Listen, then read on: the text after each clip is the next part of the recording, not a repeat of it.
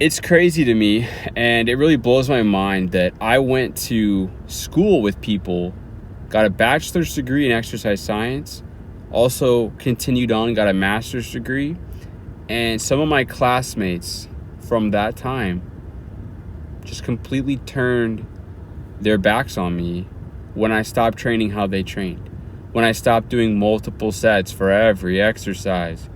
When I read research and discussed research on my YouTube channel here, where we discuss research papers that go contrary to most of the recommendations that are given for exercise. You should be able to watch 2 of my videos of my workouts and see that I made progress and then be interested. If you're truly interested in exercise science and truly want results and are going to be unbiased and honest about this, there's no reason to be offended or hiding from high intensity training principles. They are exercise science principles. We learned about this in school. You put it together, it all makes sense. But they don't want to put it together. They want to keep the narrative alive of what they were taught. Do 3 sets, do 8 to 12 reps. That's for muscle size. For strength, train multiple sets of 5 or less reps. That's going to increase your strength. And weights is anaerobic, and moving your body in a motion like this is cardio. And it just goes on and on. The myths, the lies, the misinformation, the overgeneralizations, the black and white, right? The weights is anaerobic and it doesn't affect your aerobic system. That's nonsense, bro. That's so stupid. That's so stupid. How could it not affect your cardiovascular system? You're contracting the same muscles you use to run, the same muscles you use to swim.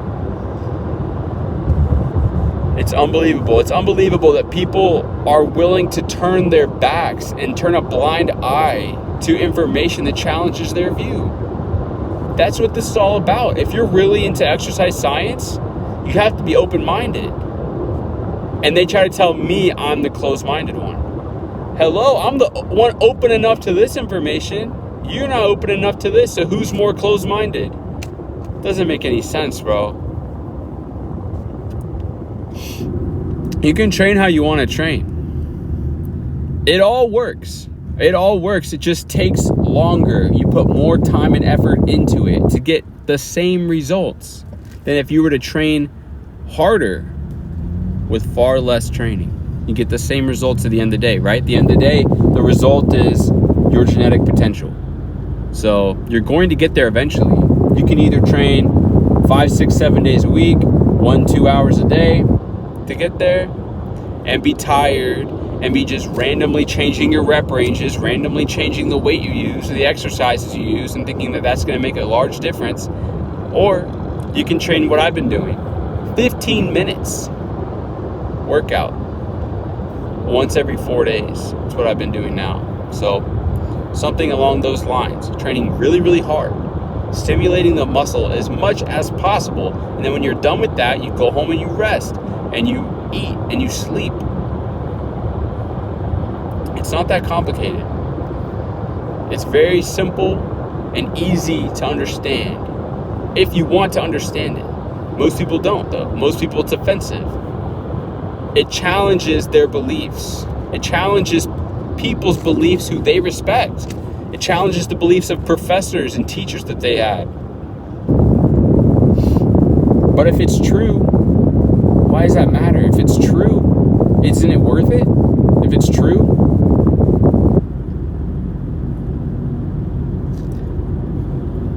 So I don't understand. I recommend digging deeper.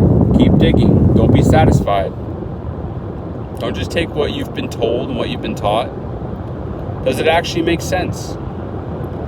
Exercise science is like the most confusing community I've ever been a part of. They're so confused. They do research study after research study, testing the same thing over and over because they just can't figure it out.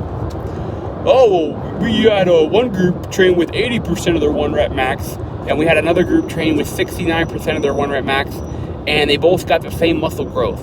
It's like, Yeah, because weight doesn't matter. The muscle's not being stimulated off of weight. It stimulates off of training as hard as possible to fatigue.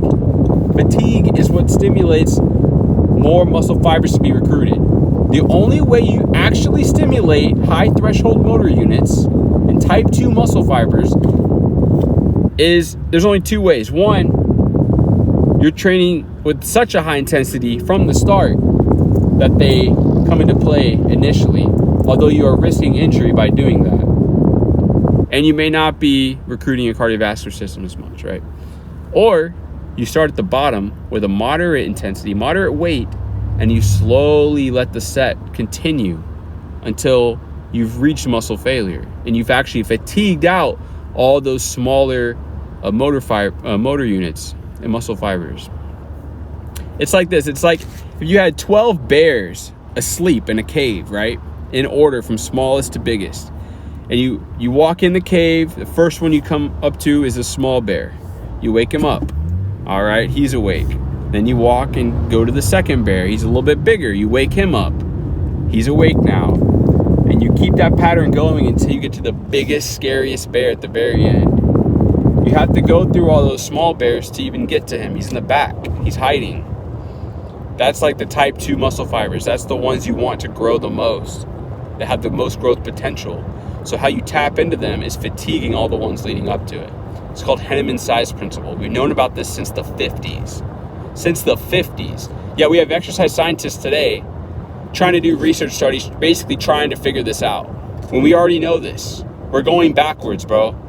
It's so frustrating. We're going backwards. We're trying to relearn things we already know. And then once you stimulate that system and you've gone through that cascade of each of the motor units all the way to the end, why would you do that again? Why would you do it a second time, a third time? If you do it right the first time, you don't need to do it a second or third time. And to do it a second or third time is to waste energy that you could be using to recover, that you could be using to actually adapt and grow. You're turning it into a marathon. You're turning it into an endurance workout. Bodybuilding, stimulating muscle is not an endurance component. It's not an endurance activity. It has nothing to do with endurance. It has nothing to do with how much time you put in. Some people come to me, oh, I train 2 hours a day, every day. It's like, that tells me you don't train very hard, because you can't train hard and long. You can't train forever and really, really intense. You have to pick one. So it's more important to train intense, to save time, to save your joints. You know, I see people doing 1,000 pull-ups in an hour or two.